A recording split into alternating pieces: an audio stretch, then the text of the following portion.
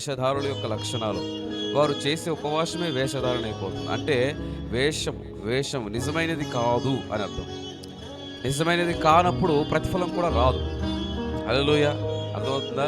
నిజముగా యథార్థముగా దేవుని సన్నిధానంలో ప్రార్థన చేస్తే, ఉపవాస ప్రార్థన చేస్తే దానికి ప్రతిఫలం ఉంటుంది. కానీ ఇట్లా వేషధారణతో కూడిన ఈ ఉపవాసం, మీరు ఉపవాసం చేసినప్పుడు అంటే you need to act as a original real thing.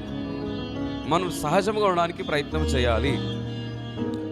అప్పుడు ఏం చేయాలంటే మనుషులకు కనబడాలని ప్రయత్నం చేస్తారు. వేషధారుల యొక్క లక్షణాలు ఏంటంటే మనుషులకు కనబడాలి అని ప్రయత్నం చేస్తారు. చాటించడం ఓకే, చాటించాలి. మీరు ఉపవాస దినమును ప్రతిష్ఠించండి, వ్రత దినమును ఏర్పాటు చేయండి, ఇగో బూరలు ఊదించండి, ఉపవాస దినమును అందరికి చెప్పడం ఓకే, మంచిదే అంతవరకు. కానీ అందరికీ కనబడాలని వేషధారులు ఏం చేస్తారంటే వారి ముఖములను వికారం చేసుకుంటారంట. ఉపవాసం ఉన్నట్లు కనబడాలని వారు ప్రయత్నం చేస్తూ ఉంటారు.